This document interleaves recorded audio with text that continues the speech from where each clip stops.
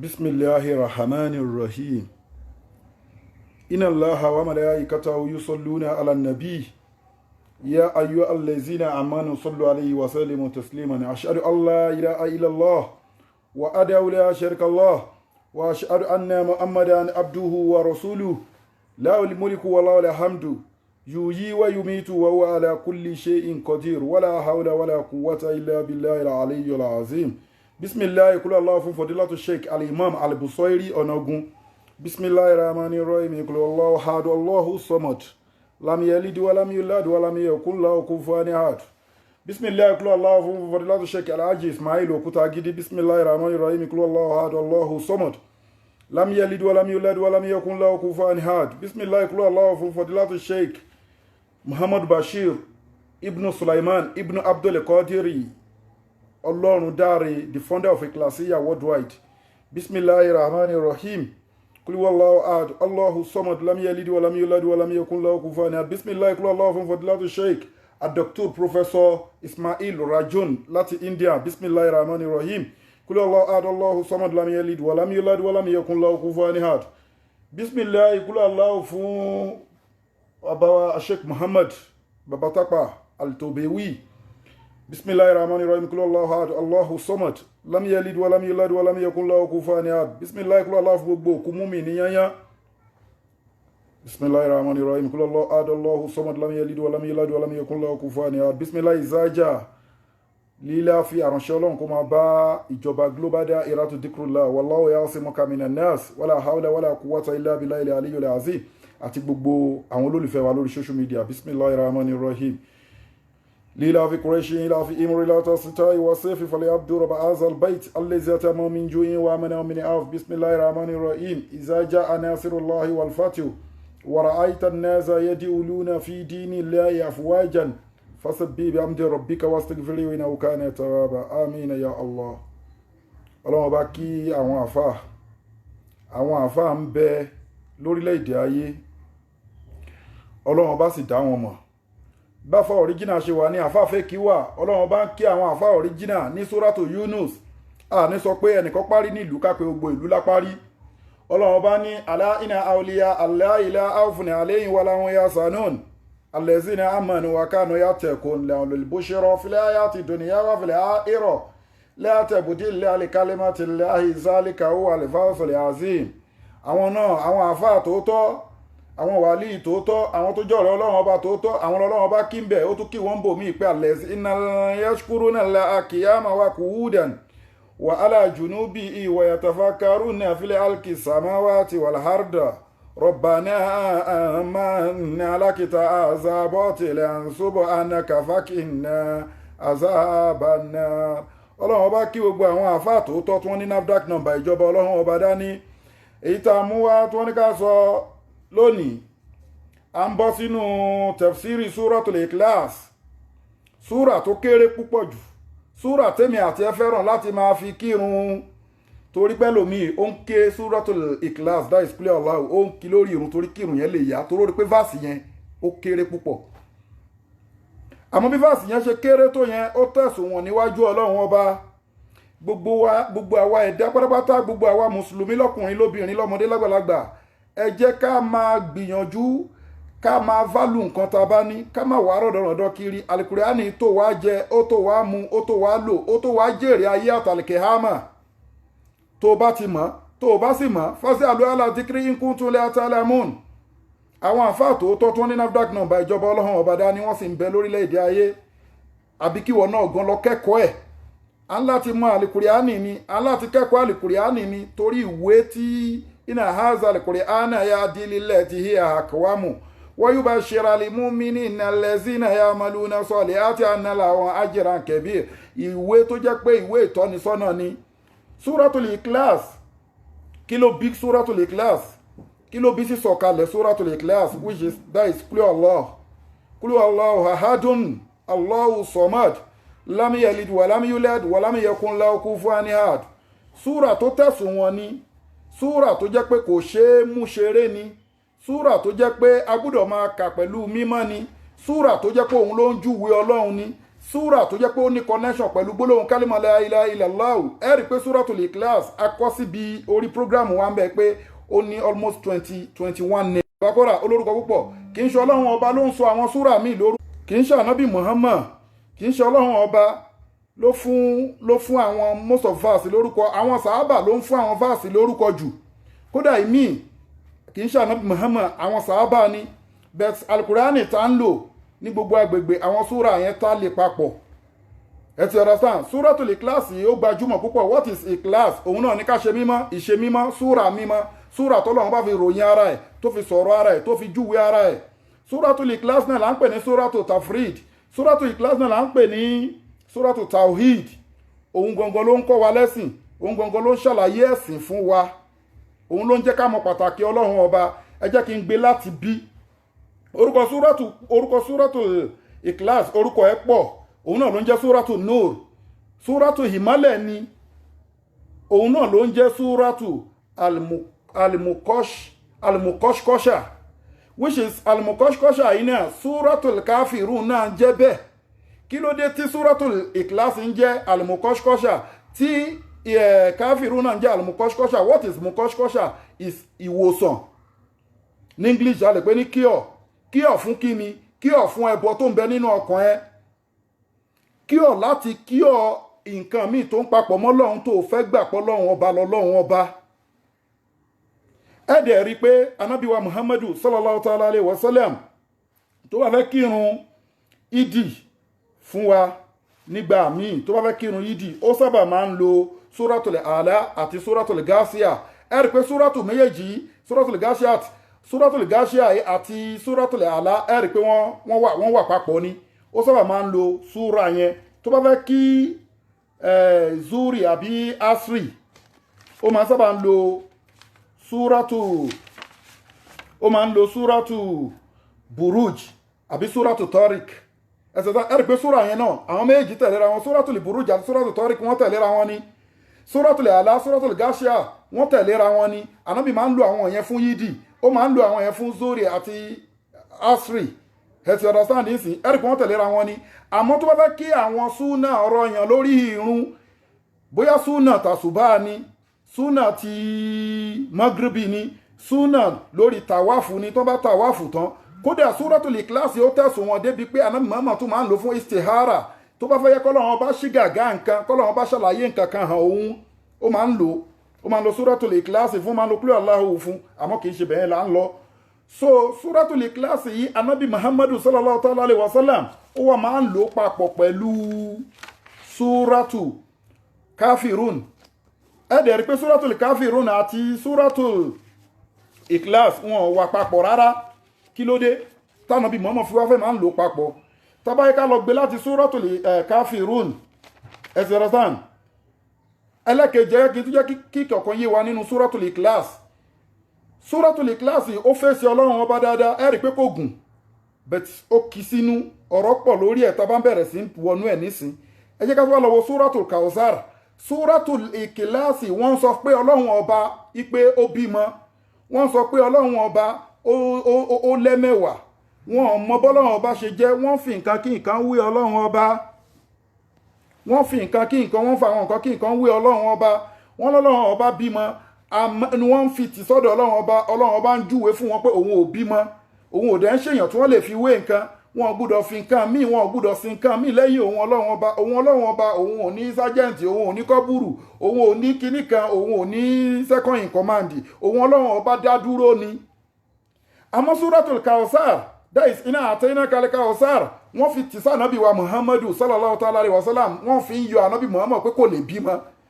ọlọ́run ò lè fún lọ́mọ wọ́n fi yọ ni òun ló bí iná ṣá ní aka wal abtar that is iná àtẹ́yìnà ó fèsì ànábì wa Muhammadu súratul ikhlas kúrú Allah ó fèsì ọlọ́run ọba dáadáa ó fèsì ọlọ́run ọba àtànábì Muhammad àwọn dẹ̀ ní ìpìlẹ̀ ẹ̀sìn Islam torọ́lọ́run ọba ló lẹ́sìn àmọ́ fi ránṣẹ́ síta ni ó fi ránṣẹ́ sí ànábì wa Muhammad ibi tí wàá ti mọ̀ pé ó fi ránṣẹ́ sí ànábì wa Muhammad tó bá yẹ ká lọ wọnú àlùkùránì tó lọ́wọ́ bá wà pé yóò ayọ́ àrọ̀súlù àpèwọ̀ òjíṣẹ́ yóò ayọ́ àrọ̀súlù àpèwọ̀ ànábì ta fún nírò baligi ma unzila ilayka min rabbika wa in lam taf'al fama ballagta risalata wallahu yasimuka minan nas inna allaha la yahdil qawman kafirin ọlọ́run ọba ó bẹ ànábì Muhammad níṣẹ́ ni ó dẹ̀ ti sọ fún wa tẹ́ bá tún wo àwọn àyà míì tẹ́ bá ń wo àwọn àyà míì lọ nínú Al-Qur'ani ẹ̀rì bí tọ́lọ́run bá sọ pé tílíkà hududullah ẹ má kọjá ẹnu ààlà ẹ̀mí ọlọ́run ọba ẹ má kọjá ẹnu ààlà ànábì tí mo rán sí yín wa man yuti Allah wa rasulahu so ọlọ́run ọba ló ní Suratul Ikhlas ó fi júwe ara ẹni Suratul Kawthar ọlọ́run ọba náà ànábì Muhammad ló ní ẹ ti understand tẹ́bọ́ wáyé ká lọ sí Suratul Kafirun ẹ máa ráwọn kọ̀ọ̀kan tó símílà pé gbogbo àwọn àyàtà sọ àwọn súrata alánàbí Muhammad fi ń kírun fún wa yìí tó wá fẹ́ kírun yìí dì ó máa lọ Suratul A'la àti Suratul Ghashiyah Suratul Ghashiyah àti Suratul A'la wọn tẹ̀léra wọn ni tó bá fẹ́ kírun Zuhri àti Asri ó máa ń lo Suratu kíní ó máa ń lo Suratu Buruj àti Suratu Tariq wọn tẹ̀léra wọn ni àmọ́ tó bá fẹ́ yan àwọn náfìlà súnà kí ló máa ń lò ó máa ń lo Qul Huwallahu Suratul Ikhlas àti Suratul Kafirun why tó ṣe jẹ́ bẹ́ẹ̀ ẹ jẹ́ ká wọ bẹ̀ á ń láti ṣàlàyé dáadáa àti wọnú tafsiri náà nìyẹn a ṣẹ̀ wá sọ ìdí tí súra yẹn fi sọ̀kalẹ̀ àmọ́ yẹ ká wọnú ẹ̀ báyìí Suratul Kafirun tábà yẹ ká gbé báyìí pé ó ní Qul ya ayyuhal kafirun la abudu ma ta'budun wala antum abiduna ma abudu wala ana abdu ma abadtum wala antum abiduna ma abudu lakum dinukum waliya din ẹ rí pé Ọlọ́run àná mọ̀ọ́mọ̀ ń sọ̀rọ̀ ń bẹ̀ kò ẹ rí pé súra yẹn kò mẹ́ṣọ̀n Ọlọ́run ọba báyìí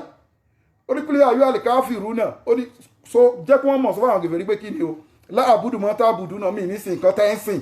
Ànábì ò sọ pé Ọlọ́run súrà yẹn ò dárúkọ pé Allah kò dárúkọ Ọlọ́run what is nǹkan tánàbí ń sìn Ànábì ní mí nísìn nǹkan tẹ́ ń sìn ẹ̀yin náà nísìn nǹkan tí èmi náà ń sìn ẹ ti understand nǹkan tó bá tí súrà yẹn bá lọ nìyẹn ẹlẹ́kejì tá a bá wo súrà yẹn nǹkan tó bá lọ nìyẹn Qul ya al-kafirun la abudu ma ta'budun wala antum abiduna ma abudu wala ana abdu ma abadtum wala antum abiduna ma abudu lakum dinukum waliya din. Hezerasan kò sí Ọlọ́run ànábì Ọlọ́run ò dárúkọ Ọlọ́run bẹ́ẹ̀ ó kàn exchange word pẹ̀lú wọn pé ẹ wá o èmi ò ní sin nǹkan tẹ́ ń sìn ẹ̀yin náà ní sin nǹkan tí mo ń sìn but ẹ ká wá bi wá pé kí ni nǹkan tí ànábì ń sìn ẹ rí pé Suratul Ikhlas Qul Huwallahu ahad ó jẹ́ ká mọ nǹkan tànábì ń sìn tábà ní pé ìdí tànábì fi máa ń sábà fẹ́ lo Suratul Kafirun àti Suratul Ikhlas fi kírun àwọn súnà rọ́kà fajar ni magrib ni ẹ ti understand tó fi kí ìdí nìyẹn torí pé kí ni káfíìrù yẹn ó ń try àti sọ fún wọn pé mi ní sin nǹkan tẹ́ ń sìn ẹ̀yin náà ní sin nǹkan tí mo ń sìn kìnnìkan lakum dinukum waliya din oníkálùkù wà lórí ẹ̀sìn ẹ ti understand but Suratul Ikhlas yẹn tánà bí ó dẹ̀ mention Ọlọ́run ọba ní Suratul Kafirun pé la abudu ma ta'budun wala antum so kò sí mention of name of Allah ń bẹ̀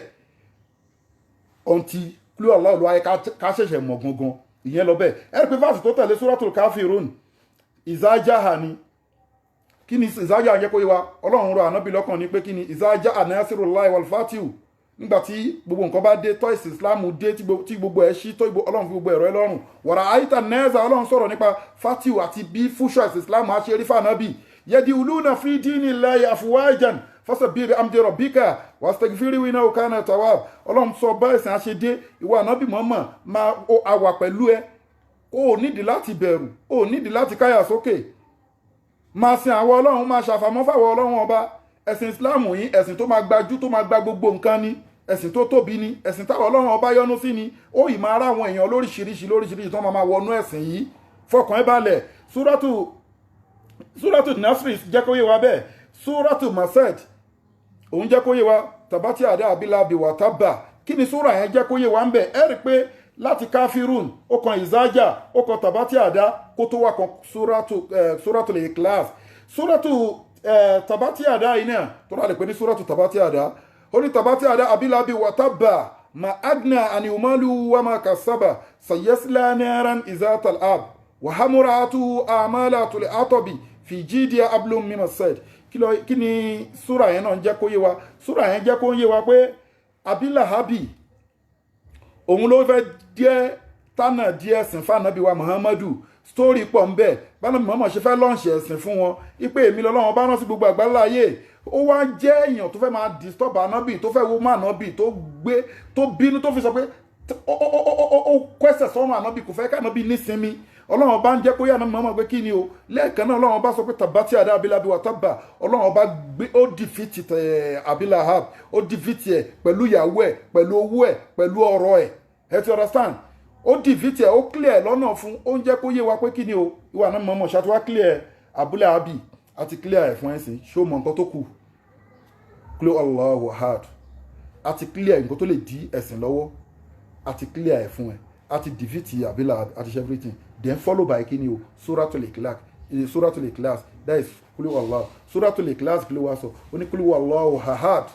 ẹ ti understand pé wà nábì ó yá wọ́n máa pèpè tawhid nsìn àwọn tó lè jọ́ta ẹ̀sìn fún ẹ tó lè ṣe kínní àwọn ọlọ́run bá ti defeat wọn wọ́n máa pèpè tawhid wọ́n máa pèpè sẹ́sìn ẹ ti understand bí agbára suratul ikhlas ṣe tó súrà tó jẹ́ pé tíyàn bá ń kà wọ́n máa ń ṣílẹ̀kùn ọ̀run sílẹ̀ ni wọ́n máa ń ṣílẹ̀kùn heaven sílẹ̀ ni súrà tó lágbára ni òun náà ni súrà tó as-Samad àtúlẹ̀ pé ní súrà tó as-Samad what is Samad gbogbo ayé ló nídìí ọlọ́run àmọ́ ọlọ́run ò nídìí anybody a máa sọ̀rọ̀ nípa ẹ̀ tàbá ti ń dìpù nínú tafsir ẹ̀ torí kì í ṣe nǹkan tá a máa parí lónìí so mo fẹ́ sọ àwọn àdìsí kan tá a fi mọ̀ pé kí ní Suratul Ikhlas yìí ó ní agbára púpọ̀ tá a fi gbọ́dọ̀ máa value àwọn verse àtàwọn súrà nínú Al-Qur'an tá a ní fi máa wáwá kú wá kiri mọ́ tá a ní fi máa lọlé ẹlẹ́bọ lóògùn tá a ní fi lọ máa sin àwọn nǹkan tí ò tọ́ lọ́run ọba ọ̀kan nínú àwọn sàhábà kó tó di pa máa wọ ìdí nǹkan tó fà á nǹkan tó kí ló fà tí wọ́n fi sọ Suratul Ikhlas kalẹ̀ kò sí nǹkan tó fà á ju pé àwọn ará Quraishi àwọn ń sin oríṣiríṣi nǹkan wọ́n ń sin oríṣiríṣi ọlọ́run ọba tí wọ́n pè lọ́lọ́run tí ò tọ́ lọ́run ọba wọ́n wá rán arákùnrin kan à ń pè arákùnrin yẹn náà ní Amir ibn Tufail Amir ibn Tufail yìí ó wá bá ànábì Muhammad sallallahu ta'ala alayhi wa sallam pé ìwọ ànábì Muhammad kí ló ṣẹlẹ̀ gbogbo àwọn òṣọ àwa ló ń bù gbogbo àwọn nǹkan tá ń sìn ló ń condemn ló ń ṣe ló ń da gbogbo community ó ti da gbogbo community rú ó ti destroy everything gbogbo ọ̀rọ̀ táwa wá ń sọ nípa ọlọ́run ti ta wọn kò tà mọ́ kí ló ṣẹlẹ̀ ṣé owó ni problem ẹ ló fi ń ṣe nǹkan báyìí ni ká pé gbogbo ìlú pátápátá ká sẹ́ndì kán dáwó fún ẹ tí ó jẹ́ pé kò ní í séèyàn tó máa lówó tó wà náà mọ̀ọ́mọ̀ tí ò bá jówó tó bá pé obìnrin ló fẹ́ fẹ́ ni tí ká pé gbogbo community ká bá ẹ wọ obìnrin tó jẹ́ the best kò náwó sí a máa fẹ́ fún ẹ tó bá jẹ́ ọlá ni even gan ẹ rí i pé àwọn àyà kan sọ tí wọ́n fi máa ń pe ànábì ní wọ́n fi lẹ́nu wọn lọ́run wọ́n fi máa ń sọ pé wèrè lànábì wọ́n tún sọ débi pé tó bá jẹ́ pé àlìjọ̀nú ló ń dààmú ẹni tó fi ń fẹnu destroy àwọn òòṣà wa pẹ̀lú kí ni tó pẹ́ àlìjọ̀nú ló ń dààmú ẹni aláwọn native doctor mo sọ fún wọn tó ń sọ pé rúkìá kìnnìkan rúkìá ti wà ti pẹ́ ó ti wà ti pẹ́ kẹ́sì Islam tó dé ẹ ti understand so wọ́n ní tó bá yẹ pé àlìjọ̀nú ló ń dààmú ẹni aláwọn best doctor native doctor tó yẹ pé wọ́n lè wá pàfọ́ọ̀mù rúkìá fún ẹ tálìjọ̀nú máa fi ẹ́ lẹ̀ gbogbo nǹkan tí Amir ibn Tufail tó sọ fún Muhammad sallallahu ta'ala alayhi wa sallam àná mọ́mọ́ ò fèsì ẹyọ kan báyìí kò sọ anything ó wá padà lọ sọ́dọ̀ àwọn ará Quraish ó lọ bá wọn ibi tó ti lọ bá wọn á tẹ̀síwájú ẹ jẹ́ ká bá àdìsí yìí lọ àdìsí kan sọ fún wa pé ó ń sọ fún wa nípa Suratul Ikhlas ọ̀kan nínú àwọn sahaba anabi Muhammad sallallahu ta'ala alayhi wa sallam ó rán arákùnrin yẹn lọ sí ìlú kan tí wọ́n ń pè ní Kuba Masjid Kuba ìdí náà fi ń pè ní Masjid Kuba ni pé city kékeré ni city yẹn gbọ́n wọ́n ń pè ní Kuba but city yẹn sìn ó súnmọ́ Medina kẹsì understand but nísìn city yẹn gan ti di Medina mọ́ṣáláṣí kan bẹ́ẹ̀ bẹ́ẹ̀ mọ́ṣáláṣí ànábì ran ẹnìkan pé kó lọ máa lead wọn kó lọ máa kírun fún wọn bẹ́ẹ̀ tánàbí bá tí ẹnìyẹn bá ti wá ń kírun fún wọn ó máa kọ́kọ́ ka tó bá ti ka Suratul Fatiha tán á wá ka Suratul Ikhlas á ka Qul Huwallahu tó bá ti ka Qul Huwallahu tán á wá ka súra mi amú súra mi wá bẹ́ẹ̀ ló ṣe ń kírun fún wọn bẹ́ẹ̀ ló ṣe ń kírun fún wọn bẹ́ẹ̀ ló ṣe ń kírun fún wọn ní Masjid Kuba yìí so wọ́n wá àwọn jọ̀mọ́ ẹ̀ wá pé afárá ẹ̀ wá ìmáàmù instead of man kí tẹ́ bá ti ka Qul Huwallahu tẹ́ bá ti ka Suratul Fatiha tẹ́ ka Suratul Ikhlas Qul Huwallahu èwo ni àyà mi tẹ̀tún lọ máa ń mú wá mọ́ kò ní ìdíkẹ́ máa yà mí wá ṣé Qul Huwallahu yẹn nìkan ṣé kò tó ni àbí àyà tó páyà nílẹ̀ fẹ́ mú wá ni ṣáyà yẹn náà ò tó àyà rẹ̀ náà ti tó pé kẹ́ mú wá fún wa èwo ni kẹ́ka Suratul Ikhlas kẹ́tù wá máa tún mú àyà mi wá lẹ́yìn tẹ̀dẹ̀ tí kọ́kọ́ ké Fatiha so wọ́n ṣáà ń bá ìmáàmù yẹn fà bẹ́ẹ̀ ìmáàmù yẹn ṣáà bínú pé ẹni tí ò bá lè kírun lẹ́yìn òun ni kó kúrò lẹ́yìn òun kó máa lọ òun o bóun a ṣe máa kírun fún yín nìyẹn ibi ni wọ́n ti ń sọ ọ̀rọ̀ yẹn unfortunately anabi Muhammad sallallahu ta'ala alayhi wa sallam ó visiti venue yẹn lọ́jọ́ náà bó ṣe visiti masjid Kuba yẹn ó bá àwọn jọmọ́ make complain fún pé ìmáàmù wa bó ṣe ń kírun ni tó bá ti kírun fún wa tó bá ti ké Fatiha tán á ka Suratul Ikhlas tó bá ka Suratul Ikhlas tán á wá ka súra míì adẹ̀ ń sọ fún pé wáì tó bá fẹ́ ka súra tó bá ti ka Fatiha tán tó bá yẹ pé súra míì ló fẹ́ ka ni kó ka tó bá pé Suratul Ikhlas náà ló fẹ́ ka Qul Allah which is Qul Allah kó ka fún wa bẹ́ẹ̀ èwo ni kó ka Suratul Fatiha kó wá ka Qul Allah kó jẹ́ tó wá mú súra míì wá kò tẹ́ wa lọ́rùn bẹ́ẹ̀ òun ládẹ̀ ń sọ fún lóde wa ń bá wa sọ̀rọ̀ báyìí first of all ẹ̀sìn Islam ìwọ tó jẹ́ pé o máa ń bú àwọn èèyàn lóyún orí social media ó pọ̀ lórí Facebook láyé ìsìn lọ́kùnrin lóbìnrin lọ́mọdé lágbàlagbà tó yẹ pé nínú ẹ̀sìn Islam tẹ́ máa bọ́ sórí social media tẹ́ máa bú àwọn èèyàn kò sí yẹn nínú ẹ̀sìn Islam àdẹ̀bá lọ́wọ́ anabi Muhammad sallallahu ta'ala alayhi wa sallam anabi Muhammad lọ́lọ́run ní ká fọ́lù ló fi sọ fún wa pé qad kana lakum fi rasulillahi uswatun hasana ẹ ti understand so anabi ló ní ká fọ́lù anabi tó wá ní ká fọ́lù igun ẹ tún wá wo bí tọ́lọ́run tó anabi mọ́ wa innaka la ala ulkin azim ìwọ anabi mọ́ dájúdájú ìwọ ni oníwà rẹ̀lẹ̀ oníwà rere oní tó ga jù ìgbà fún ọrọ̀ ọjọ́ ìdí ni mo fi ń sọ̀rọ̀ àwọn tó tẹ́pẹ́ à ń búra lórí Facebook à ń sọ̀rọ̀ báyìí à ń sọ̀rọ̀ àlùfàṣà síra wa kò sí nínú ẹ̀sìn wọ́n rojọ́ fún anabi mọ́ nígbà ní àwọn tí ìmáàmù yìí ń lead anabi mọ́ kọ́kọ́ sọ fún pé wá ìwọ ìmáàmù yìí wáì tó ṣe lízì tó ṣe gbọ́ràn sí àwọn ìjọ ẹ lẹ́nu àwọn ìjọmọ́ ẹ wọ́n ń bá ẹ sọ̀rọ̀ wáì tó ṣe wá ń bá wọn sọ̀rọ̀ bẹ́ẹ̀ pé tí wọ́n bá lè kírun ìwọ nǹkan tó wọ́n fẹ́ máa lò nìyẹn ò kíníkan no wáì wọ́n pọ̀ jù wọ́n nìkan lọ now you need to listen to them ẹwù ẹ̀kọ́ ń bẹ̀ yẹn ànábì sọ bẹ́ẹ̀ fún ìmáàmù yẹn sallallahu ta'ala alayhi wa sallam so òun náà lẹ́yẹ ká yẹ kó máa ṣó nínú wa tí wà tí wọ́n bá níjà náà nìyẹn dáwọ́ fẹ́ yan kó tó di pé à ń búra wa à ń ṣe kinní ó yẹ kí in fact kò yẹ kí gbogbo nǹkan tó ń ṣẹlẹ̀ nínú ẹ̀sìn ẹ tún máa rá àwọn obìnrin náà tó ń jẹ́ mùsùlùmí kò sí tìjú mọ́ wọ́n láwọn ń ṣe conference àwọn ń ṣe lecture àwọn ń ṣe gbá àwọn ń ṣàwo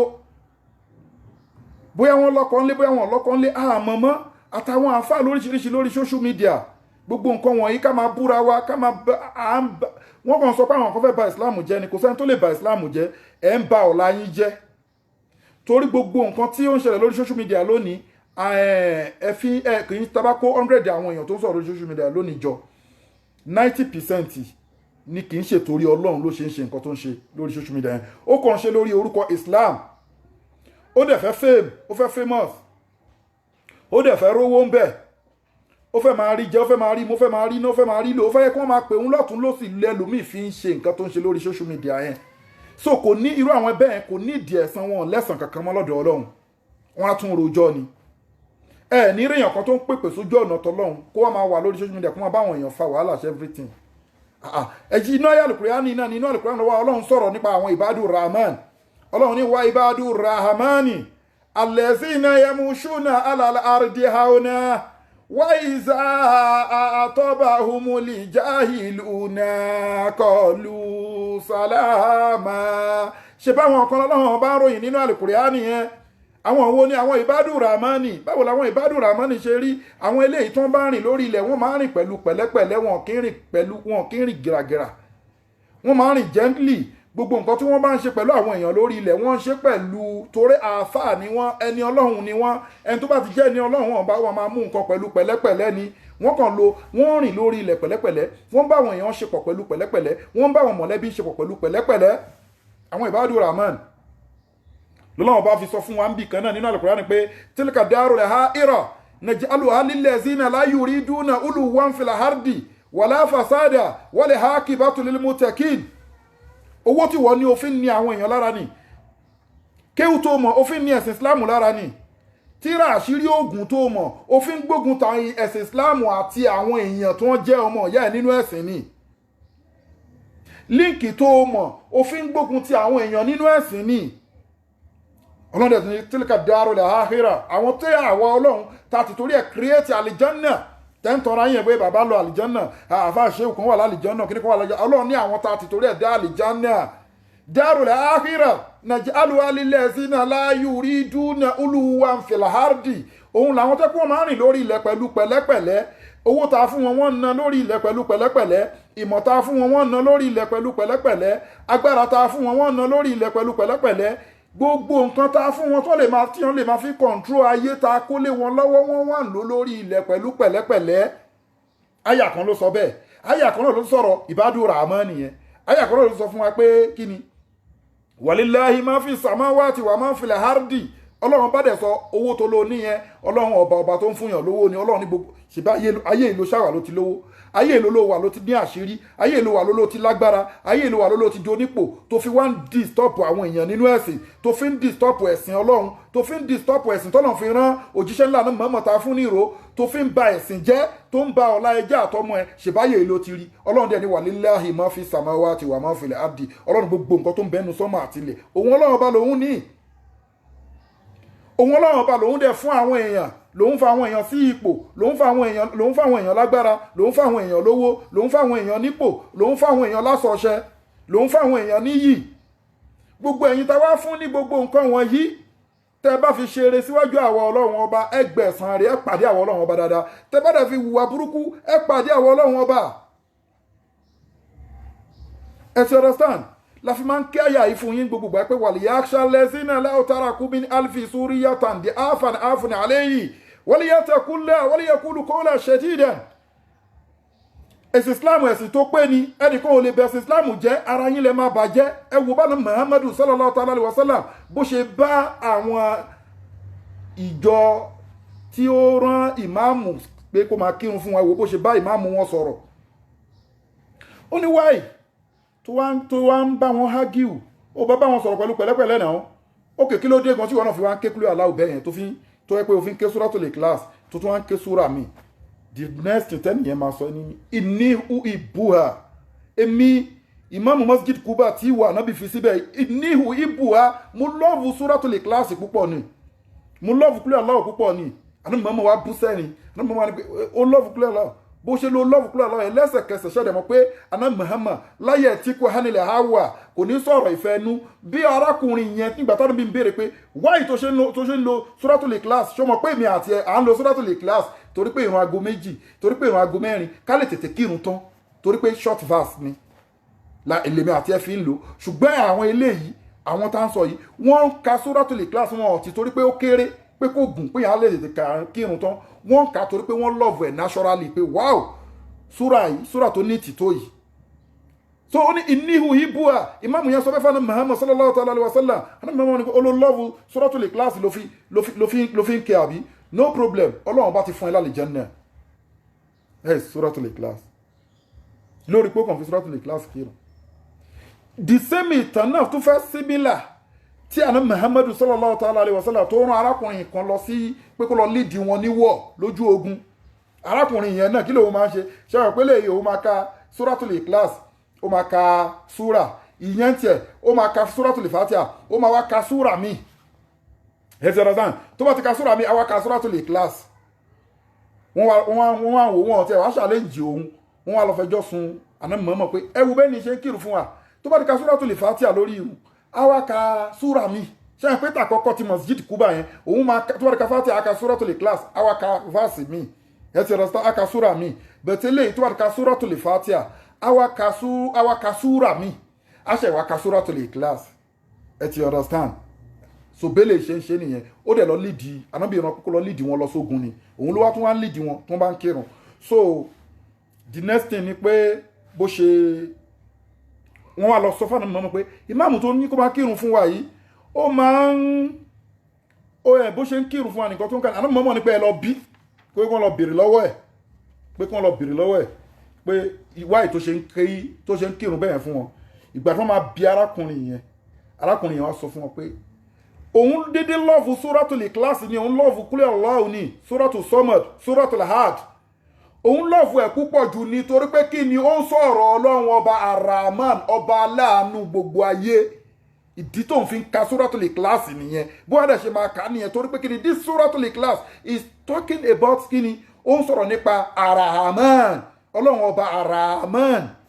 ọba aláàánú. ìdí tó ń fi lọ́ọ̀fù ẹ̀ nìyẹn àná mọ̀mọ́ ni pé wọ́n á lọ sọ fún àná mọ̀mọ́ pé nǹkan tí ìmáàmù yẹn wí nìyẹn àná mọ̀mọ́ ni pé ẹ lọ sọ fún pé ó ti wọ àlìjànnà apá kan nínú àwọn àdìsí yẹn sọ pé ẹ sọ fún pé àná mọ̀mọ́ sọ fún pé kí wọ́n sọ fún pé ó ti wọ àlìjànnà àwọn míì tó ń gba àdìsí yẹn wá sọ pé wọ́n lànà bí sọ fún pé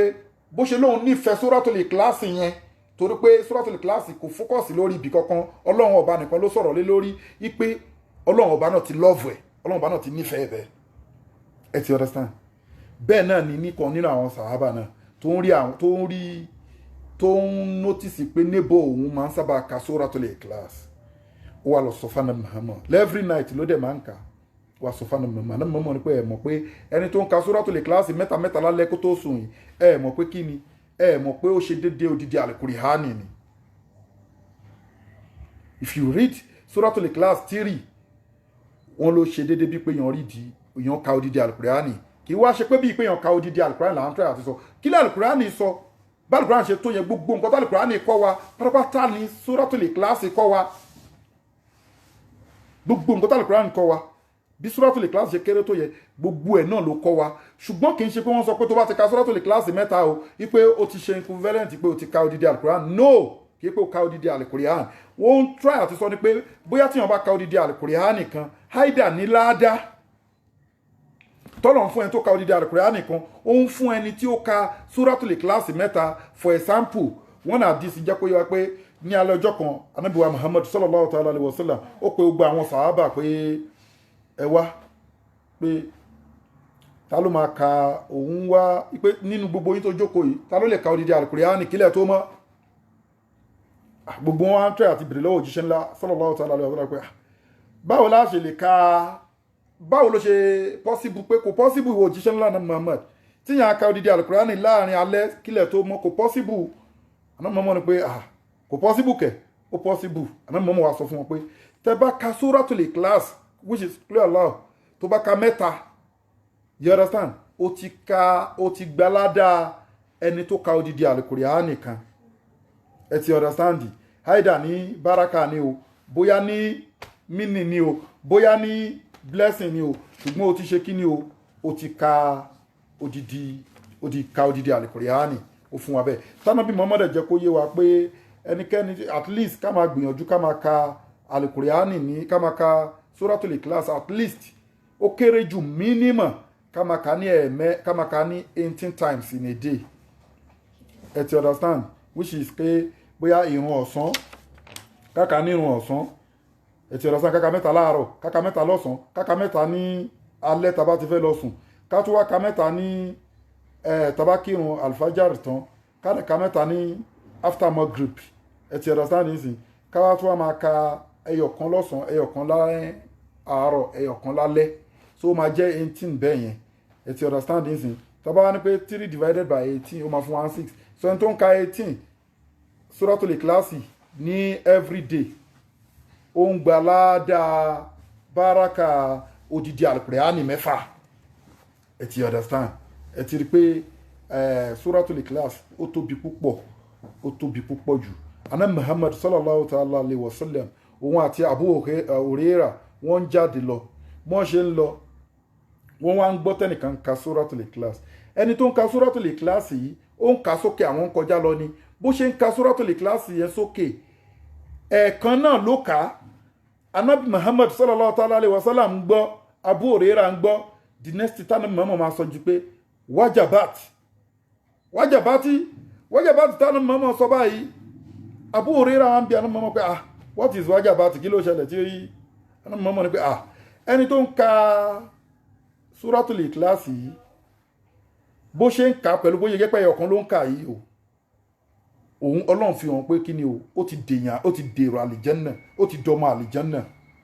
pé ó kàn rí di Suratul Ikhlas Ànábì Muhammad ni ó ti dèrò àlìjẹ́nnà ẹ ti understand nísìn so Suratul Ikhlas súrà tó pé àgbùdọ̀ máa fi ṣeré ni à ń láti máa kà dáadáa a lè láti máa fi tabaka lórí irun ká tún máa kà kódà kí wọ́n máa ka 100 tó bá yàtọ̀ máa gbé àwọn verse àwọn prayer a máa gbé wá fún wa so kò sí súrà nínú àwọn súrà tó tẹ̀sùn wọn ni òun la fi gbé láti fi ta ti gbé Ànábì Muhammad gan kò fi ṣeré ó ń kà á every day lórí sọ́láàt ó ń ka pẹ̀lú suratul kafirun wọ́n try àti sọ wọ́n fẹ́ ṣe ń jì pé ta lọ́lọ́run ọba ẹ̀ ti understand ó ń jẹ́ kó yé wọn pé kí ni o ò dárúkọ ọlọ́run ní kafirun ó ń sọ pé nǹkan tí mò ń sìn kí ni nǹkan tó ń sìn gan suratul ikhlas jẹ́ ká mọ nǹkan tí ànábì ń sìn which is suratul ikhlas that is qul Allahu ahad Allahu samad lam yalid walam yulad walam yakun lahu kufuwan ahad. So gbogbo suratul ikhlas yìí náà ó jẹ́ kó yé wa wípé àwa èèyàn a ń láti máa sin ọlọ́run ọba wa pẹ̀lú mímọ́. Tẹ́bá ká tún lọ wo suratul tauba ó jẹ́ kó yé wa pé man kana lil mushrikin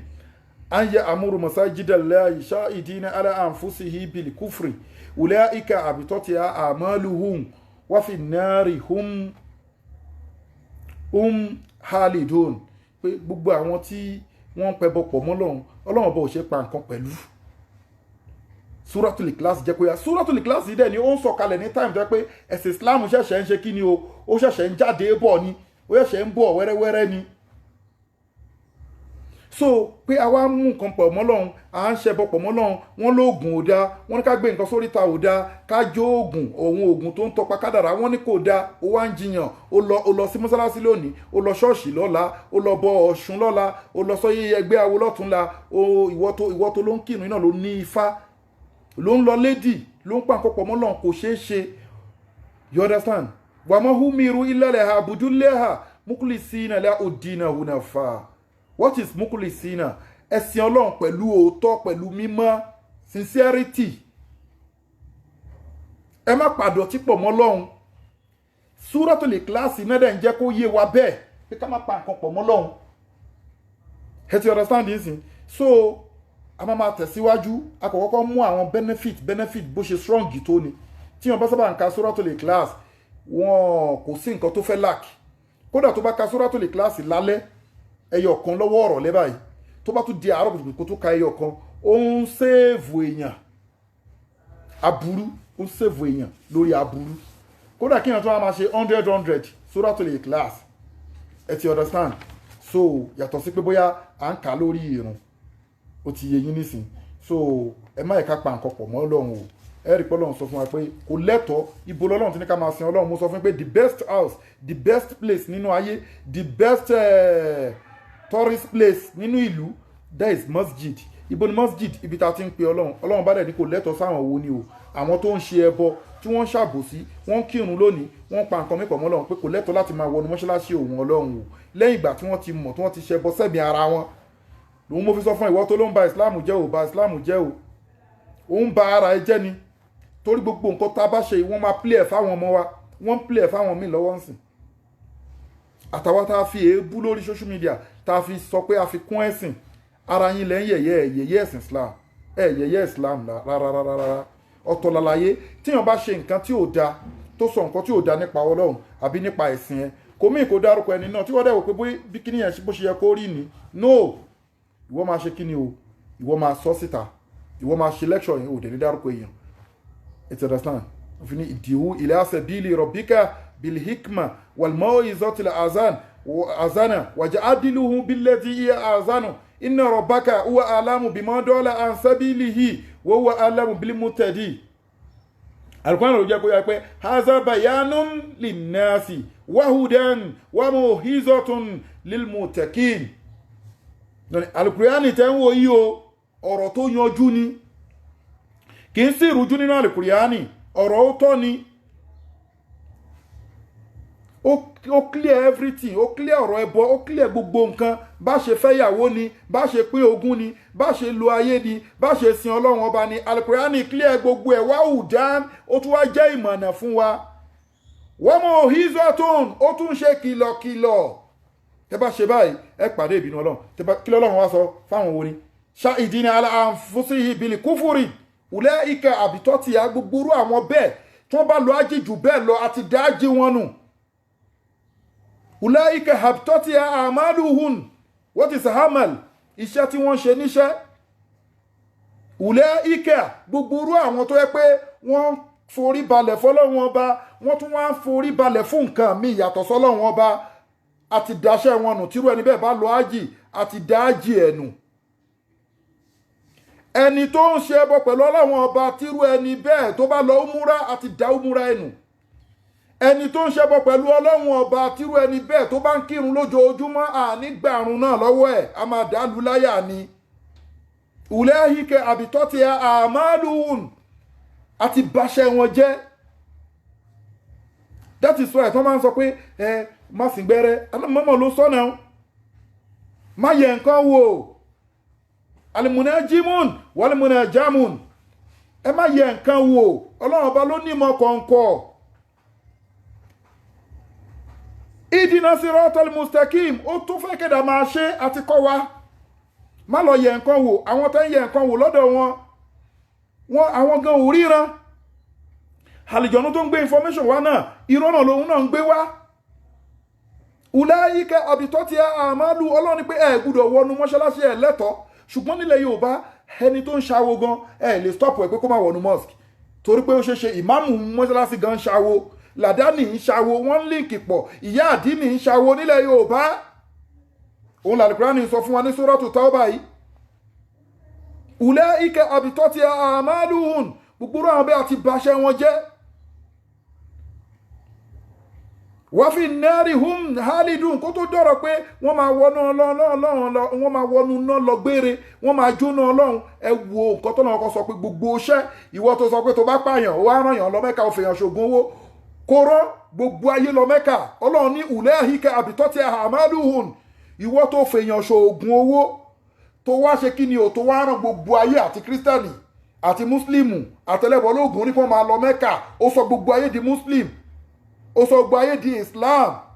ó wá ń gbàwẹ̀ wá ló ṣe kí ni ọlọ́run ní ulaika àbítọ́tì àmàlùhùn ọlọ́run ní gbogbo iṣẹ́ gbogbo àjì tó lọ rányàn yẹn gbogbo mọ́ṣáláṣí tó lọ kọ́ pẹ̀lú owó ẹ̀jẹ̀ yẹn àbítọ́tì àmàlùhùn àti bàjẹ́ wa fi nari hum halidun. Irú àwọn yẹn o gbọ́n ló sọ ní halidun kí ni halidina halidina pé o máa gbé bẹ̀ lọ gbére ni. So Suratul Ikhlas tafsiri Suratul Ikhlas ó ń jẹ́ ká mọ̀ bí ọlọ́run ọba ṣe tó. Òun fi sọ̀rọ̀ Suratul Kafirun Ànábì Muhammad ń jẹ́ kó yé wọn pé la abudu ma ta'budun mi ní sìn nǹkan tẹ́ ń sìn ẹ̀yin náà ní gbọ́dọ̀ sìn nǹkan tẹ́mi ń sìn. Kò dárúkọ ọlọ́run bẹ́ẹ̀ súrà yẹn Suratul Kafirun kò dárúkọ ọlọ́run ọba rárá. Àwa gan àwa máa wò pé kí l'Ànábì lóhùn ń sìn kí l'Ànábì ń sìn la abudu ma ta'budun ó wá wọnú ara wọn èmi ní sìn nǹkan tẹ́ ń sìn ẹ̀yin náà ní sìn nǹkan tẹ́mi náà sìn kí ni nǹkan náà Suratul Ikhlas ló jẹ́ ká mọ̀ pé kul huwallahu ahad ọlọ́run down straight l'Ànábì Muhammadu sallallahu ta'ala alayhi wa sallam ló fi máa ń fi Suratul Ikhlas àti Suratul Kafirun kírun zuri àti hasri òun ni súrà tó jìnà tó fàpọ̀ àmọ́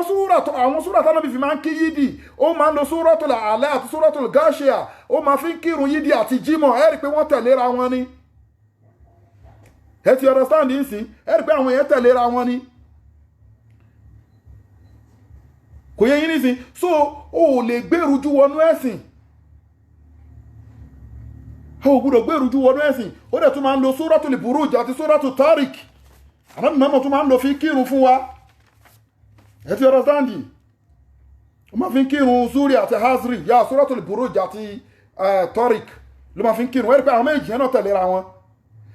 Ghashiyah àti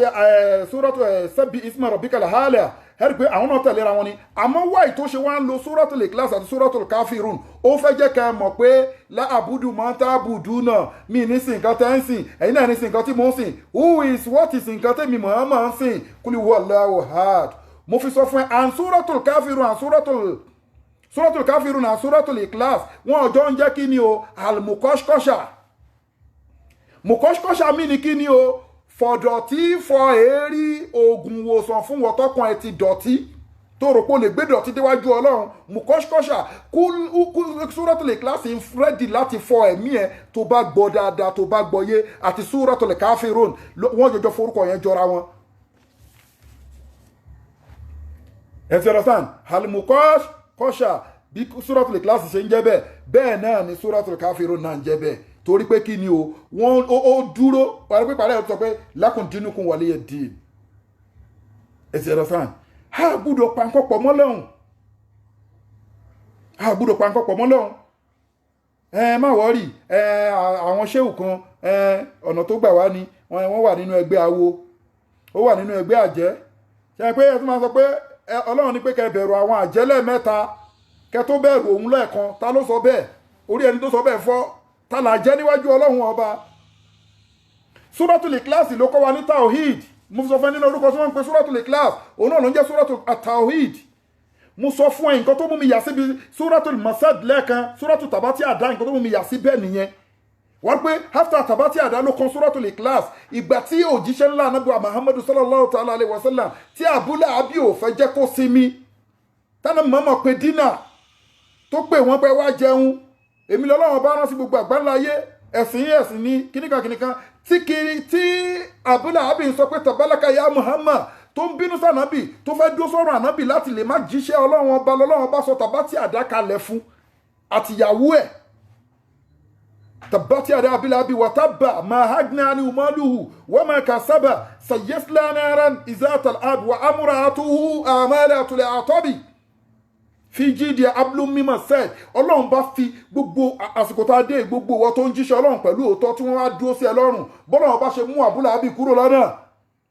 ọlọ́run bá kó bá mú gbogbo àwọn ọ̀tá wa kúrò lọ́nà ọlọ́run bá kọ́ mú Abu Lahab àtìyàwó ẹ̀ àtowó ẹ̀ àti gbogbo nǹkan tó yí Abu Lahab ní tó fi dìfìtì anámọ̀ọ́mọ̀ àtẹ̀sìn anábì àtẹ̀sìn tọ́lọ́run fi rán anábì ọlọ́run kọ́kọ́ dìfìtì ẹ̀ ló wá rí wá ibi tí wàá ti wá mọ tafsiri yìí tá fi yé ni pé after kí ni after Suratul Tabati Ada kí ló tẹ̀lé Qul huwallahu ahad ọlọ́run jẹ́ kó yé pé wá ń bí àti dìfìtì Abu Lahab nǹkan tó kù ò ní bísínẹ́sì pẹ̀lú ọ̀rọ̀ Abu Lahab àbí àtìyàwó ẹ̀ onígi ìṣẹ́pẹ́ whatever bọ́ sójú ọ̀nà máa sọ tàwídì fáwọn èèyàn ẹ ti understand lórí àfọwọ́ sọ pé ìdí títúra ìfi sọ̀kalẹ̀ ẹ̀rí pé ó ní Qul huwallahu ahad ẹ̀rí pé question ni sọ pé question ló bí answer yẹn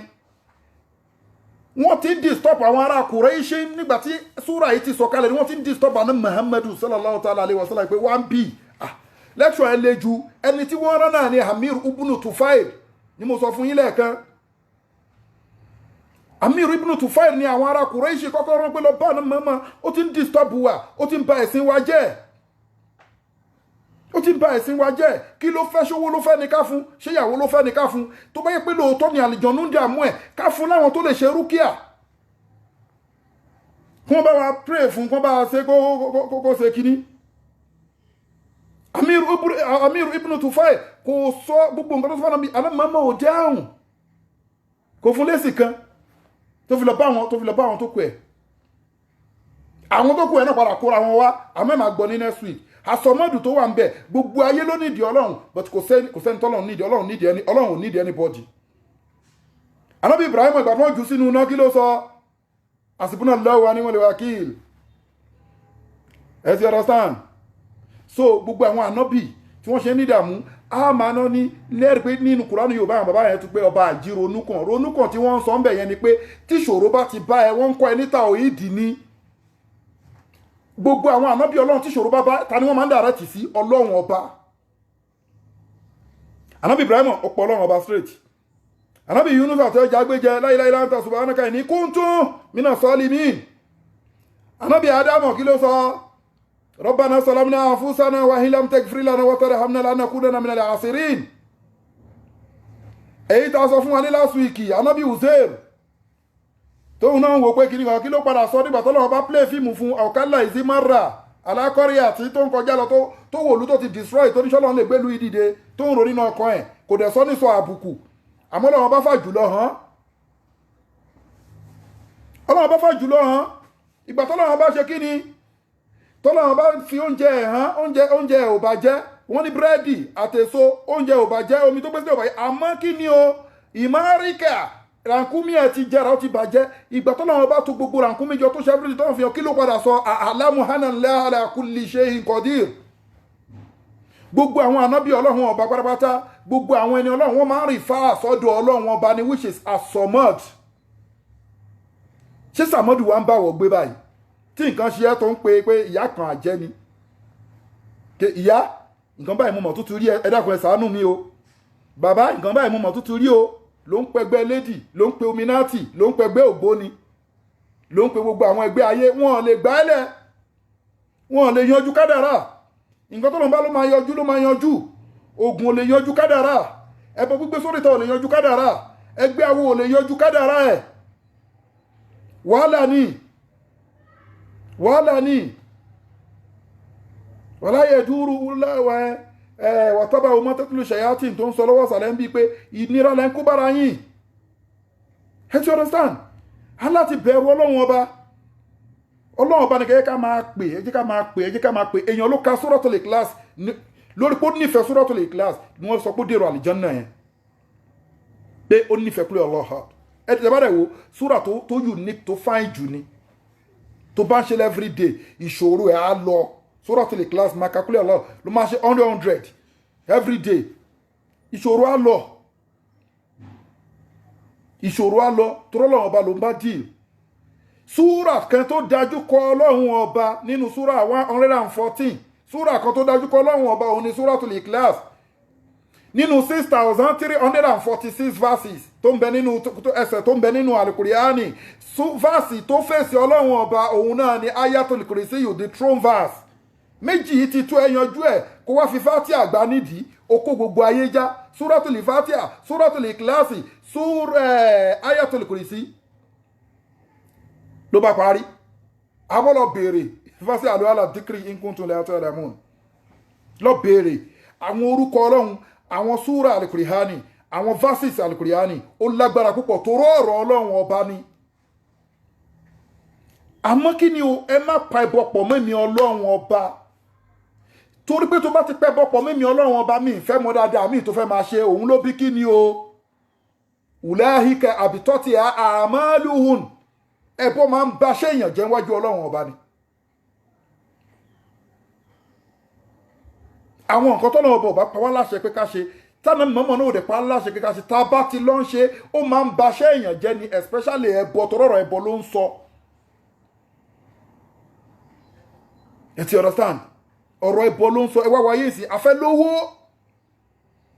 bẹ́ẹ̀ ṣe ń kó pàǹtì àwọn obìnrin olóbìnrin lẹ́ ń mú kíní spam wọn kíní tẹ́ bá ẹjọ́ lájọṣepọ̀ lẹ́ ń mú orí òkú lẹ́ ń wá àfín lẹ́ ń wá abuké lẹ́ ń wá omi tí wọ́n fi wẹ òkú lẹ́ ń wá ọmọ tuntun lórí kíní ẹ̀ ní kú mọ́ ni Kárúnà kúrò láyé àwọn Abíọ́lá dà wọ́n kú wọn ò fẹ́ kú àmọ́ wọ́n kú torí kò sẹ́ni tó fẹ́ kú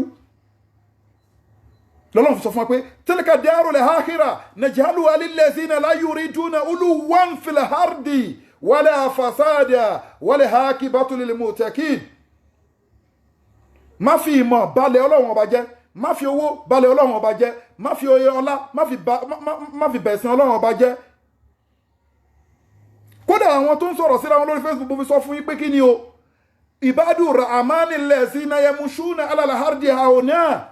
wa iza hatabahumul jahilun qalu salama ṣé gbogbo èèyàn tó ń bú àwọn àfáà lórí social media ṣé gbogbo wọn ló nímọ̀ tó àfáà náà ṣé gbogbo wọn ló níwà tó àfáà ìwọ àfáà tí wọ́n bá ń bú wọ́n ní wèrè káṣọ èèyàn ẹnìyẹn tí wọ́n á lé wèrè ẹ mọ̀ pé méjì ní wèrè ni àtẹni tó ń sòótọ́ tí wọ́n ń bú lórí social media àtẹni tó ń búyàn lórí social media wèrè ń gbogbo yín ọlọ́run ọba ló sọ bẹ́ẹ̀ o gbó fún mi lésì I won't answer you because ẹ̀ẹ́dẹ̀ bẹ̀sìn jẹ́ ẹ̀ ń bara yín jẹ́ ni torí pé kì í ṣe torí tọ́lọ́run ọba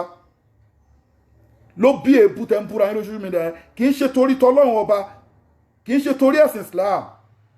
ẹlòmíì ń ṣe gbogbo nǹkan wọ̀nyẹn torí nǹkan tó fẹ́ jẹ àti nǹkan tó fẹ́ jẹ ni àwọn àfáà míì náà tí wọ́n sì ń kábùkù lórí social media tó ń jáfọ́ ọlọ́run tó ń kábùkù àwọn àfáà tó yẹ kó wọ́n tún máa ń lé èèyàn jìnnà síra wọn náà wọ́n máa kábùkù tó rọ́lọ́run ló fún wọn nípò kì í ṣàṣírí kan ló ṣàgbójú gbàgbé pò ṣàṣírí wèrè kan ọlọ́run fẹ́ ẹni àwọn àfáà tí wọn kì í fẹ́ help ọmọ ẹnì kejì tí wọn fi fẹ́ ń fa àwọn ọmọ ẹlòmíì lọ́wọ́ sókè tó jẹ́ pé tẹ́lòmíì kan bá lóun fẹ́ rí wọn nínú ẹ̀sìn Islam wọn á ní táìmù báyìí ni wọ́n yẹ kó rá wọn àwọn ò lè rí ẹni báyìí àwọn ò ṣetán láti rí yàn gbogbo àwọn àfáà tí wọ́n ní ìgbéraga pátápátá wọn máa jára kiri àwọn bẹ́ẹ̀ ni gbogbo ẹni tọ́lọ́run bá ti ránṣẹ́ tó bá ti pera ẹ̀ lójíṣẹ́ Ọlọ́run tí ò bá ti ń fàyè lẹ̀ káwọn èèyàn wọn máa rí wọn haida ọmọ kéwù ni haida àwọn èèyàn nínú ẹ̀sìn Islam ni tó bá ti ń sọ pé táìmù báyìí lẹ lè rí mi ì ṣe rí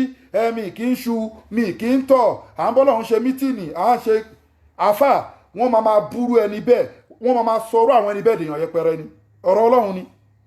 torí ipò tọ́lọ̀ ń fi àwọn àfáà sí kẹ́lẹ̀ assist àwọn èèyàn nínú ẹ̀sìn ni.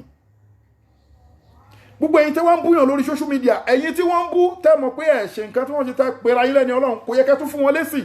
No, àmọ́ tẹ́ bá wọ́n fúnra wọn lésì, ẹ wá wo orí social media, àwọn Christian gan wọ́n wá fi social media alẹ̀ fún yín. Ẹ bẹ̀sìn Islam jẹ́ o, ara yín àtọ̀lá àwọn ọmọ yín lẹ́ ń bàjẹ́. Ẹ sì ní níládà kan wájú Ọlọ́run, torí mo sọ fún yín lẹ́ẹ̀kan pé tó bá 100% àwọn èèyàn tó ń sọ̀rọ̀ lórí social media, ẹ tún àwọn obìnrin Islam, àwọn obìnrin tó yẹ kó wà lé ọkọ, ó máa jáde máa sọ̀rọ̀ lẹ́yọ kọ̀ọ̀kan báyìí lórí social media, àwọn obìnrin tó yẹ kó wà ní ilé ọkọ àtàwọn ọkùnrin àtàwọn ọmọ kéékèèké wọ́n wá bá orí social media lórí orúkọ kíni, lórí orúkọ Islam, lórí orúkọ ara yín ni, torí pé kíni ẹ fẹ́ ga ẹ fẹ́ dèèyàn yẹpẹrẹ. Ṣe bí àwọn ìbádùn Rahmani lọ́lọ́run sọ yìí ipe kíni o, táwọn òpè èèyàn, táwọn òmùgọ̀ èèyàn, táwọn ọ̀dẹ̀ èèyàn tó bá sọ̀rọ̀ sí wọn, tó bá kàn wọ́n lábùkù, táwọn ọ̀dẹ̀ èèyàn, táwọn òpè èèyàn bá kàn àwọn àfáà lábùkù, àwọn ìbádùn Rahmani kọlu salaman, wọ́n tún sọ pẹ̀lú àbùkù tí wọ́n kàn àwọn àfáà, tí wọ́n kàn àwọn ẹni Ọlọ́run ní pé àwọn èèyàn sọ pé kọlu salaman, wọ́n tún ní àlàáfíà Ọlọ́run kó máa bá yín. Ẹ ti understand? Ẹ wọ náà Muhammadu sallallahu ta'ala alayhi wa sallam, ẹ wo gbogbo àwọn nǹkan tó pass through. Ẹ wo Taif, mọ́ ṣe jù lóko tẹ́jẹ̀ ń jáde, tọ́lọ́ndẹ̀ tún pè pé tí Abdullahi Jibrilu ń pè pé kí ni kí n ṣe fún wọn, kí ni kí pàlú náà rẹ ni. Kí ló sọ? Ó ní kí wọ́n fi wọ́n lẹ̀. Ẹ wo olú náà lónìí ó ti dìlú ńlá, kí la fẹ́ gbà níbi ká máa fa wàhálà, kò sí nǹkan la fẹ́ gbà ń bẹ́ẹ̀. Ẹ ṣe ọ̀rọ̀ sàn, ẹ̀sìn táwọn ẹ̀sìn Ọlọ́run, ẹ jẹ́ ká sin ẹ̀sìn tó mọ́ pọnran gandan, ẹ má ká máa mú lù mọ́là. Àwa tá a dẹ̀ jẹ́ mùsùlùmí, ẹ jẹ́ ká máa ran ara lọ́wọ́, ẹ jẹ́ ká máa ṣàánú ara wa, ẹ má ká máa dínà ara wa, ẹ má ká máa ṣe kéta ara wa, ẹ má ká máa ṣe kéèrò ara wa. Kéèsàn gbogbo nǹkan wọ̀nyí kì í jẹ́ kí èèyàn rẹ́rù gidi gbé déwájú Ọlọ́run. Ẹ má ká máa balẹ̀ Ọlọ́run jẹ́. Ọlọ́run láwọn tó òun Ọlọ́run ti torí ẹ̀ dá àlìjánnà, òun làwọn tó jẹ́ pé wọn kì í balẹ̀ Ọlọ́run ọba jẹ́ pẹ̀lú nǹkan táwọn Ọlọ́run fún wọn. You understand? Tí wọn kì í balẹ̀ jẹ́. Darul ha'ira naj'aluha lillazina la yuriduna. Gbogbo nǹkan mèremère ilé ayé tó lè mú wọn balẹ̀ Ọlọ́run ọba jẹ́ kò kí ń wù wọ́n. Uluwan fil ardi wala fasada wala akibatu lil muttaqin. Gbogbo irú àwọn bẹ́ẹ̀ ló máa jèrè, wọ́n máa rọ́lọ́run pàdé. Gbogbo àwọn yẹn náà ni wọ́n máa ní àwọn màláíkà máa sọ fún wọn pé ala ta'afu wala tahzanu wabushiru billati kíní kan kuntum tuhadun. Ọlọ́run bá máa fi wọ́n lọ́kàn balẹ̀, àwọn màláíkà máa fi wọ́n lọ́kàn balẹ̀, jọ́ tẹ́mi bá fẹ́ jáde lára wọn, wọn ní problem, torí pé kí ni wọ́n wá ilé ayé máyà. Ẹ má wá ilé ayé máyà. Àtẹni tó wà lórí ipò, àtẹni tó fẹ́ du ipò, gbogbo wa pátápátá ikú ni. Ọlọ́run bá ní wallahu halakakum, èmi Ọlọ́run bá ní mo dá yín o, summa yatawaffakum, èmi Ọlọ́run bá ní máa tún pa yín. Kí la wọ́n bá kiri? Ẹni tó ń dupò lọ́sàn ó lè kú kó tó dalẹ́, ẹni tó ń dupò láàárọ̀ ó lè kú kó tó dọ̀sán, ẹni tó ń wáyé máyà láàárọ̀ ó lè kú títí aago 12. Wàhálà ẹ jẹ́ ká jìnnà sí ẹbọ, owó ayé, ẹ jẹ́ ká dẹ̀ díẹ̀, ẹ jẹ́ ká pe Ọlọ́run ọba ló ní harisiki bí yadikal khairun innaka ala kulli shay'in qadir. Ọlọ́run lọ́wọ́ mi ni gbogbo harisiki, gbogbo owó tẹ́ ń wá kiri yẹn, ọwọ́ èmi Ọlọ́run ló wà. A máa bẹ́ ni, má lọ bribe immigration, má gba kọ́nà. Tó bá gba kọ́nà, mùsíbà ló ń wá fúnra ẹ.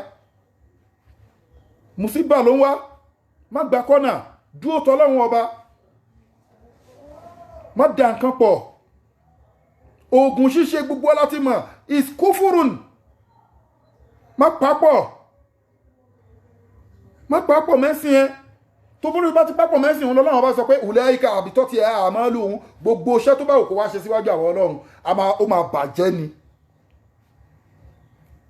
Ẹ ti understand? Kí ló wá tún sọ? Torí tọ́lọ́run bá sọ̀rọ̀ lọ́wájú á sọ̀rọ̀ lẹ́yìn. Kí ló tún sọ fáwọn wo? Ó tún sọ fásì tó tún tẹ̀lé yẹn ní Suratu Tawbah. Innama ya'muru masajida Allahi man amana billahi tawhid.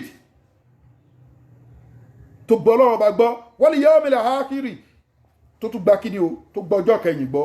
wa aqama salata tó ń kírun déédéé fáwọn ọlọ́run irun tí ò sáàmúlù mọ́lá ń bẹ̀ wa ata zakata tó tún wá ń ṣe kíni tó tún yọ sàká fáwọn ọlọ́run ọba tó ń ṣàánú àwọn tí ò ní walam yakhsha illa Allah gbogbo irú àwọn ẹbẹ́ tó pé irú àwọn ẹni wọn bẹ̀rù anybody walam yakhsha illa Allah wọn bẹ̀rù oṣó wọn bẹ̀rù àjẹ́ wọn bẹ̀rù ẹlẹ́bẹ̀rẹ̀ ogun wọn bẹ̀rù ìmáàmù láti sòótọ́ fún wọn bẹ̀rù àfáàṣẹ́wù láti sòótọ́ fún except ọlọ́run ọba nìkan ni wọ́n bẹ̀rù tó bá rò tó àwọn ilé máa sọ sórí nǹkan tọ́lọ́run kalẹ̀ walam yakhsha illa Allah fa asa ulaika an yakunu minal muhtadin ọlọ́run jẹ́ kó yé wa pé gbogbo àwọn tó ń kà sílẹ̀ òun làwọn tí wọ́n mọ̀nà àfáà tó ń ṣe mọ̀náfìkì àfáà tí ó lè sòótọ́ àfáà tó ń lo olúgbòhùn àfáà tó ń láfọ̀ṣẹ́ àfáà tó ń lo pẹ̀túpẹ̀tú àfáà tó ń báyàwó oníyàwó lájọṣepọ̀ àfáà tó ń fi orí òkú wá owó tó ń fi orí òkú wá rìsìkí tó ń wé gungun àfín tó ń wárun àfín ẹ ti understand ọlọ́run ní gbogbo orú àwọn bẹ́ẹ̀ o a máa báṣẹ́ wọn jẹ́ ulaika abitati a'maluhum wa fi nnari hum alidun gbogbo àwọn bẹ́ẹ̀ wọn máa gbénu lọ́lọ́ gbére so ni wọ́n fi sọ fún wa pé tafsiri suratul Ikhlas tá ń bá lọ a máa ṣe lọ bẹ́ẹ̀ a dẹ̀ máa sọ̀rọ̀ torí pé kí ni tawhid náà ni suratul Ikhlas ń kọ́ wa gbogbo sura ọlọ́run náà ló ń kọ́ ìwọ̀n tawhid torí ọlọ́run ọba náà kò fẹ́ pé kí wọ́n mú kan tìhún ó dá wà ní tàbá ń bẹ̀rẹ̀ sí ní tú pé Allahu lọ́nsìn ẹ̀ máa rí ó dá wà ní ẹ rí pé Allahu Samad gbogbo ayé both living thing and non living thing ni wọ́n need the response ọlọ́run ọba àmọ́ ọlọ́run ọba ò need the response anybody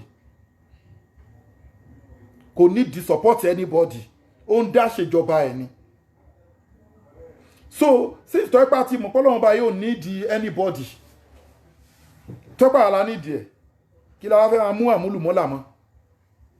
ẹ má mú nǹkan pẹ̀lú ọlọ́run ọba yín òun ló fi jẹ́ pé súra yẹn popular gan súra al-Ikhlas súra tó mọ́ tó ń júwe la ilaha ìṣẹ́bá ayọ́jọ́ ṣe ilẹ̀ láà súra yìí líǹkì mọ́ la ilaha illallah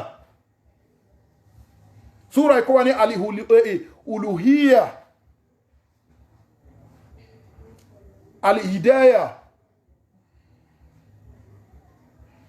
as-samadaniyya as-samadiyya súra ikọ́ wa so gbogbo àwọn nǹkan pé àwa ká pa nǹkan pọ̀ mọ́ Ọlọ́run ẹ jẹ́ ká jìnà sí o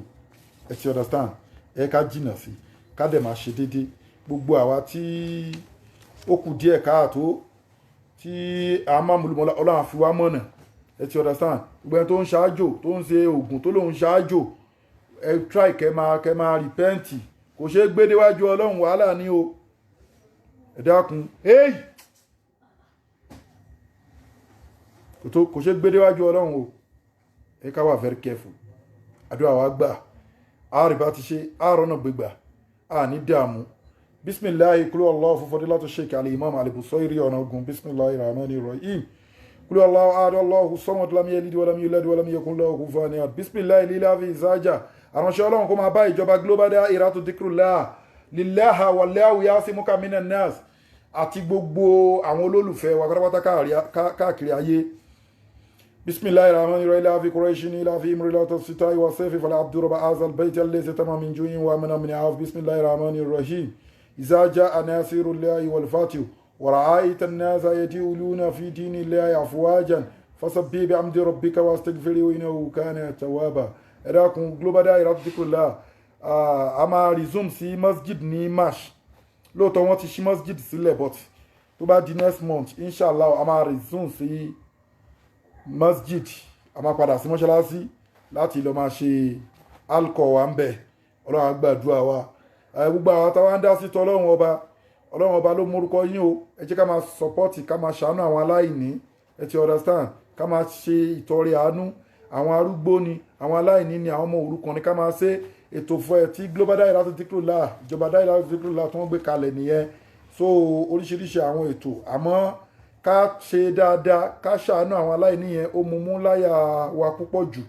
kọ́lọ́run ọba kó gbàdúrà ẹnì kọ̀ọ̀kan wa gbogbo àwọn tó dẹ̀ ń dá sí wẹ́rẹ́wẹ́rẹ́ náà ọlọ́run ọba mọ gbogbo yín àdúrà gbogbo yín á gbà fún àǹfààní àwọn tó bá fẹ́ dá sí ètò ìtọrẹ àánú fún àwọn aláìní account number wa leléyìí Global Dahiratu Dhikrlahi Islamic Organization orúkọ tó ń bẹ lórí ẹ̀ nìyẹn account number 0123 214254 account number 0123 214254 account number 0123 214254 Wema Bank of Nigeria account yẹn nìyẹn so kọ́lọ́n ṣàánú wa kọ́lọ́n gbàdúrà wa o bismillahir rahmanir rahim alhamdulillahi rabbil alamin arrahmanir rahim maliki yawmiddin إياك نعبد وإياك نستعين اهدنا صراط المستقيم صراط الذين أنعمت عليهم غير المغضوب عليهم ولا الضالين آمين afa wa brother wa Mr. Salami Razak Tóyìn a rí nǹkan tí ẹ fi ránṣẹ́ fún àwọn aláìní Ọlọ́run á gba àníyàn yín lórí ẹ̀ Ọlọ́run á gba àdúrà yín àti gbogbo ẹ̀yin náà tẹ́ ń dá sí náà Ọlọ́run á gba àdúrà gbogbo wa ọlá bisimilahi izaja bisimilahi rahmani rahim izaja anasirullahi walfatihu ورأيت الناس يدخلون في دين الله أفواجا فسبح بحمد ربك واستغفره إنه كان توابا tá bá jí láàárọ̀ kùtùkùtù tá a ti kírun àsùbá ẹ jẹ́ ká gbìyànjú ká máa ṣe Suratul Ikhlas 33 kò sí nǹkan tó bá fi sùn tọ́lọ́run ní dáhùn bá jẹ́ pé everyday tá bá ń ṣe 100 Suratul Ikhlas that is clear Allah 100 tó ṣáà méjì pé ó ń ṣe lójúmọ́ kò sí nǹkan tó bá fi sùn tọ́lọ́run ọba ò ní dá ẹ lóhùn tẹ́bá tó wá ń ṣe pé òun jí lóru lẹ́yìn ìgbà tó ti dé òru sí mẹ́ta tó yẹ kó bẹ̀rẹ̀ láti 3 tó bá ń ṣe Suratul Ikhlas 313 àbó ń ṣe 111 ní òru láti bí ọwọ́ aago mẹ́ta yẹn tó wá gbogbo nǹkan tó wá wù ẹ́ kó wá fi sùn Ọlọ́run ọba ó máa ṣe torí gbogbo àwọn àdúrà tá à ń sọ gbogbo ẹ̀ náà làwa náà ń ṣe adẹ̀rípàdúrà ń gbà so tó bá ti wá jẹ́ pé àdúrà ti wá ń rọ̀ ẹ́ lọ́rùn dáadáa tádùá bá ti rọ̀ ẹ́ lọ́rùn yẹn nǹkan tí wàá tó wá fi sọ́pọ́tì ẹ̀ wàá fìwà dáadáa sọ́pọ́tì ẹ̀ nǹkan tí wàá tó wá fi sọ́pọ́tì ẹ̀ tó máa boost àdúrà ẹ̀ náà ni pé ìtọrẹ àánú ló bá tán má wàá lẹ́bọ lẹ́rù má forí balẹ̀ fún nǹkan mi gbogbo nǹkan tá a mọ̀ pé kò tọ́ sọ́nà nínú ẹ̀sìn má papọ̀ gbogbo ẹ̀ máa lọ lẹ́sẹlẹ́sẹ ni Ọlọ́run á gbàdúrà wa tó bá di next week náà a máa kó àwọn prayer point jáde fún wa dáadáa torí òní yẹn táìmù ti lọ táìmù ti ègésì wa ká tó bẹ̀rẹ̀ so àdúrà wa gba inshallah á dẹ̀ lè wọnú Suratul Ikhlas á lè parí ẹ̀ ní next week àdúrà wa gba inshallah rahman wàlálà haúlẹ̀ ولا قوة إلا بالله العلي العظيم اللهم صل على سيدنا محمد وعلى آل سيدنا محمد كما صليت على سيدنا إبراهيم وعلى آل سيدنا إبراهيم في العالمين إنك حميد مجيد اللهم بارك على سيدنا محمد وعلى آل سيدنا محمد كما باركت على سيدنا إبراهيم وعلى آل سيدنا إبراهيم في العالمين إنك حميد مجيد أشهد أن لا إله إلا الله وحده لا شريك له وأشهد أن محمدا عبده ورسوله له الملك وله الحمد يحيي ويميت وهو على كل شيء قدير لا حول ولا قوة إلا بالله العلي العظيم بسم الله كل الله fún gbogbo òkú mùmínì lápapọ̀ بسم الله الرحمن الرحيم قل هو الله أحد الله الصمد لم يلد ولم يولد ولم يكن له كفوا أحد بسم الله الرحمن الرحيم قل هو الله أحد الله الصمد لم يلد ولم يولد ولم يكن له كفوا أحد بسم الله الرحمن الرحيم قل هو الله أحد الله الصمد لم يلد ولم يولد ولم يكن له كفوا أحد لا حول ولا قوة إلا بالله العلي العظيم اللهم ربنا آتنا في الدنيا حسنة وفي الآخرة حسنة وقنا عذاب النار سبحان ربك رب العزة عما يصفون والسلام على المرسلين والحمد لله رب العالمين اللهم جاء شرير آيات القيامة مع السلامة وإلى اللقاء